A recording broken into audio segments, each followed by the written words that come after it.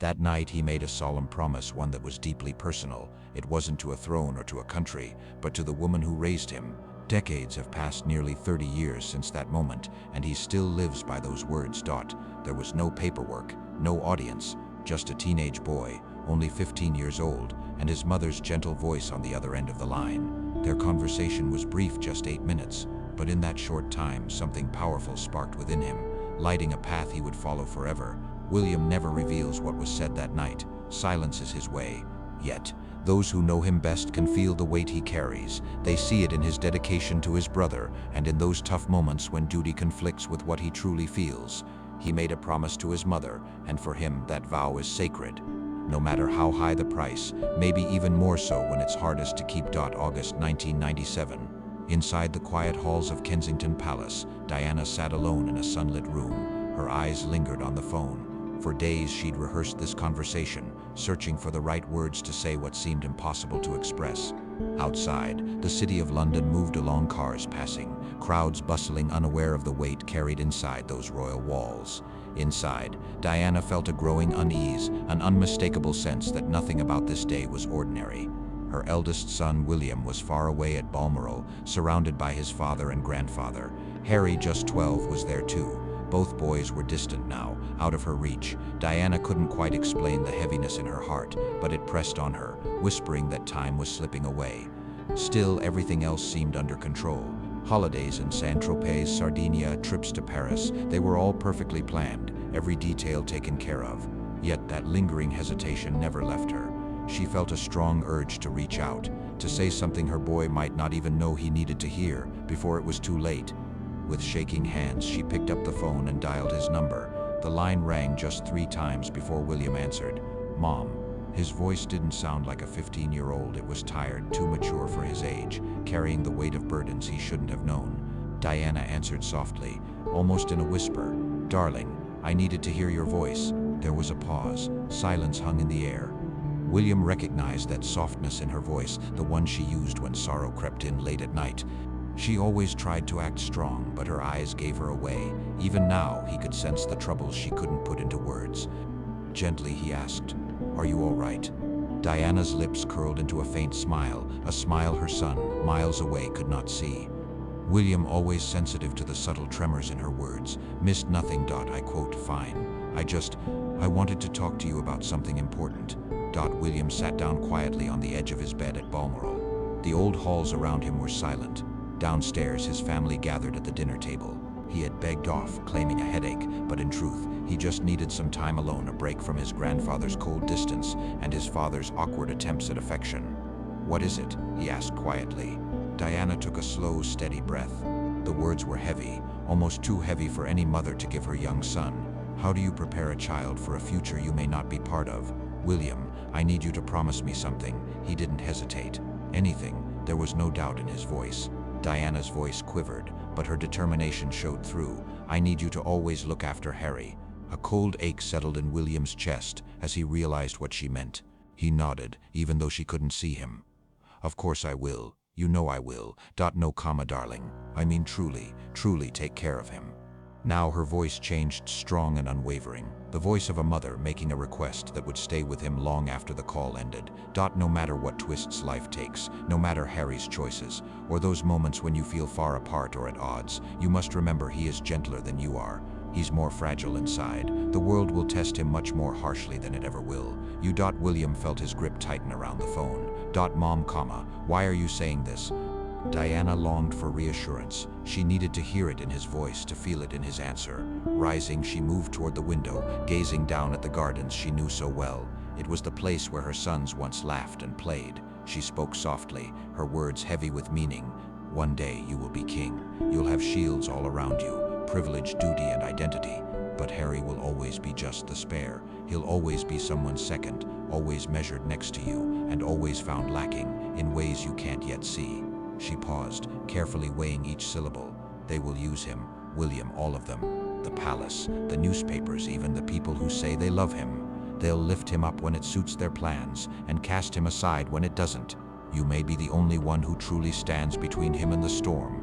Emotion rose in William's chest as he finally understood just how enormous this responsibility was. "I will always protect him." That is my promise. Even if he lets you down? Yes. Even if his actions bring shame to the family? Yes. What if the world demands you turn your back on him?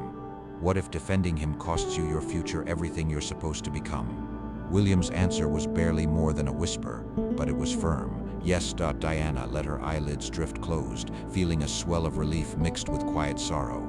This was what she needed to know. Her son would carry these words with him, no matter what the future would bring. That quote's all I needed. William, if anything ever happens, if things change in ways we can't predict, hold on to this moment. Remember, this promise is for your mother, not for the crown, not for the system, but just for me.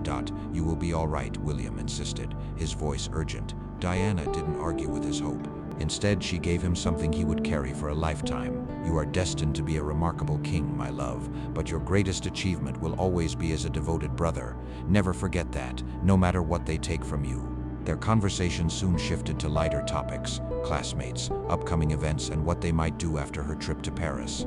Yet for William, a heaviness hung over it all. There was a finality in her words, as if this memory would need to last forever. After their goodbye, Diana lingered, cradling the silent phone long after his voice had faded. In that quiet moment, Diana had found what she needed. She revealed what mattered most, seeking the reassurance that only a mother can need. No matter what came next, she knew William would remember. 2 weeks later, tragedy struck. Diana was gone. At her funeral, William walked behind her casket, his face unreadable, no tears in sight. Still, her words echoed inside him. Look after Harry. Always. He had made a solemn promise, and that promise would guide him. For years, keeping it felt natural. William and Harry were as close as brothers could be, bound by grief and a deep understanding of each other's pain. Together, they weathered the storm of royal life, two young princes, each trying to find their place while the world looked on. At Eton, William watched over his younger brother, making sure Harry was never on his own. He introduced Harry to friends and allies, and quietly encouraged others to look out for him too. When Harry stumbled, either in school or socially, William was always there to help him back up. He didn't make a show of it. There were no big displays, just a steady, silent brotherhood. William's quiet mission was simple: make sure Harry was okay. William was always the steady anchor, the dutiful heir, calm and careful, with every move made for the crown. Harry, on the other hand, lived life on a sharper edge. As the younger brother, he was free to chase excitement, take risks, and make headlines. Still, beneath it all, their bond as brothers was unbreakable, the heart of everything. William went out of his way to make sure Harry felt included, never allowing any wall to come between them. And when the press circled like sharks, publishing harsh headlines and cruel stories, William never hesitated to defend his brother. He called editors himself, not as a royal, but as a protective brother who refused to stay silent. He defended Harry from harsh criticism, acted with palace advisors, and soothed staff upset by Harry's rebellious streak. He never forgot his promise. In small daily gestures, he kept it alive. During their military service, working side by side, William created chances for Harry instead of sticking to tradition. When Harry wanted to serve in Afghanistan, William used his influence to make it possible, even if that meant stepping back from the spotlight himself. Back then, fulfilling Diana's request didn't feel like a burden, it just felt natural. Two brothers, side by side, ready to face whatever the world threw at them. But then things started to change. At first it was subtle. Then the shift came all at once, leaving William stunned. Harry began to follow his own path, making choices that William simply couldn't understand. He fell in love with someone outside royal tradition, someone the press attacked from the very beginning, and whom the palace always saw as an outsider. Slowly, Harry began to question everything he had ever known. The monarchy he was raised to serve, the customs held high as sacred, the sacrifices seen as simply part of duty. With each question, with every line crossed, the distance between William and Harry grew wider. William found himself caught between two loyalties he never thought would conflict: his duty to the crown and a promise made long ago to look after Harry, no matter what. But how do you protect a brother who is determined to walk away from everything you've ever known? How do you protect someone who no longer wants your protection? Palace officials urged William to make a public break from Harry's choices, to show everyone that he did not support his brother's rebellious actions. "You are next in line for the throne," they reminded him. "You cannot let this affect you. The monarchy's image must stay untarnished. Harry's actions threaten that legacy. You have to make it clear that you are not like him." William sat alone in his office, surrounded by drafts of official statements. Every sentence was meticulously edited, each word chosen to create distance, drawing a firm public dividing line. The statements felt cold, distant. The Duke and Duchess of Cambridge wished to clarify. Prince William does not share or endorse these views. It was everything the world expected from a king, but none of it sounded like words a brother would say or a son, bound by a promise made during a moment of family vulnerability. William's mind wandered back to that August call, to Diana's steady prophetic voice, reminding him to stand by Harry even if everyone else turned away. She'd seen this crossroads coming. She understood loyalty to tradition and loyalty to family would someday collide, and she'd made him choose his path long before it was necessary. William laid the paper aside. He couldn't bring himself to approve it. In his heart, William believed there had to be another way. He searched for a solution that would let him honor both his destiny as king and his bond as a brother, a way to keep his promise without unraveling the monarchy. A way that would have made Diana proud. William knew his role wasn't about grand, public gestures. That was never truly what the promise was about. What mattered was loyalty, steadfast, quiet, and unwavering, shown behind the scenes. So William chose quiet acts of kinship. When Harry moved to America, William picked up the phone. He didn't call to fight, to argue, or to convince. He just wanted his brother to know, "I'm still here. I'm still your brother." The conversation was tense, even uncomfortable. Years of distance and pain filled the silence between them. But in the end, William reached out, and that meant something. When Harry's children arrived, William didn't send presents through palace couriers or arrange for publicity photos. Instead, he chose everything himself, gifts carefully picked, with memories woven into each one. There are things only someone who shared Harry's childhood could truly understand: a cherished blanket from their early years, well-loved storybooks that Diana once read to her sons, small gestures, quiet but powerful. When Harry found himself needing legal help and the palace refused him, William stepped in behind the scenes. There were no headlines, no formal statements, just quiet transfers of funds through people he trusted. No need for the spotlight, no desire for thanks, just a brother looking out for his own.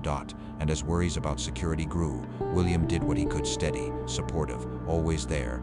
He reached out to his contacts, made the right calls, and applied pressure exactly where it was needed. He didn't make a show of it or look for praise. He just got things done, because that's what needed to happen. Outsiders couldn't truly see what was going on.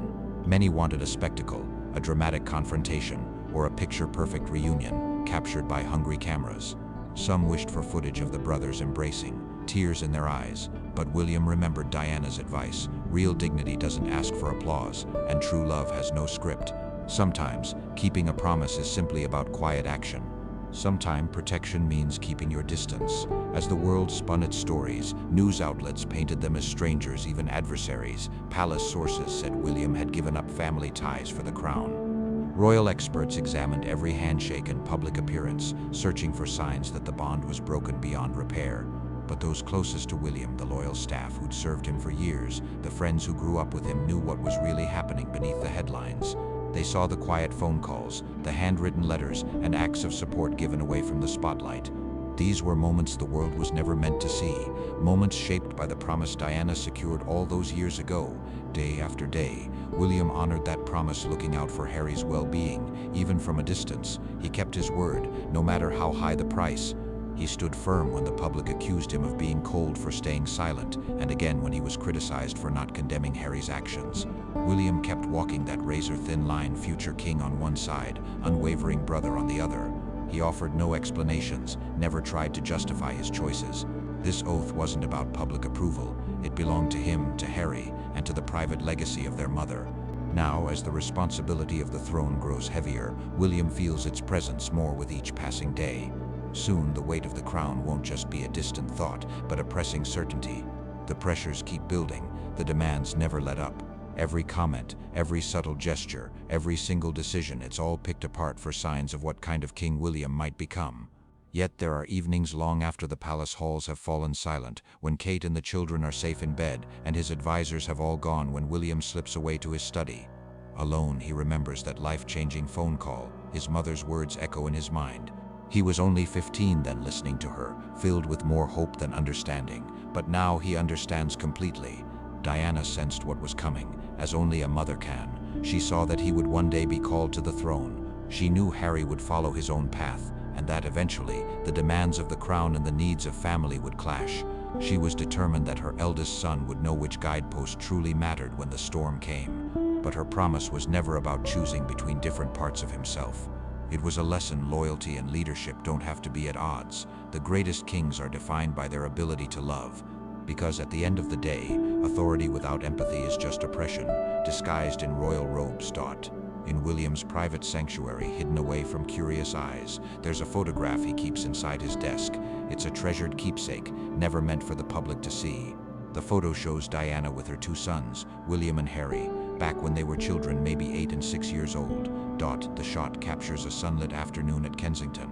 All three are caught in a moment of laughter, with their mother's arms wrapped warmly around them. Beneath the image, Diana had written in her unmistakable handwriting, "My two boys, always." She had underlined "always" twice, as if she wanted that promise never to fade. On days when the weight of choice feels overwhelming, when advisors steer him toward a path that doesn't sit right with his heart, William turns to that photograph. It reminds him Diana didn't raise him just to rule. She wanted him to be a good man who also wears the crown.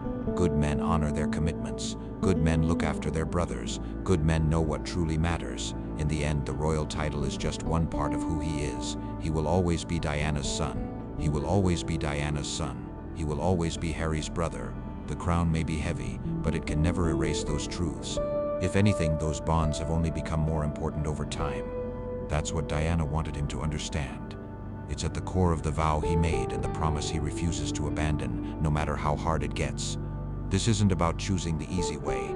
It's not for recognition or praise. Most people just don't notice. What really matters is that single moment, the quiet promise, the memory of his mother's voice, and his steady reply, "I promise." Diana taught her sons never to make a promise lightly, and never to break it once given.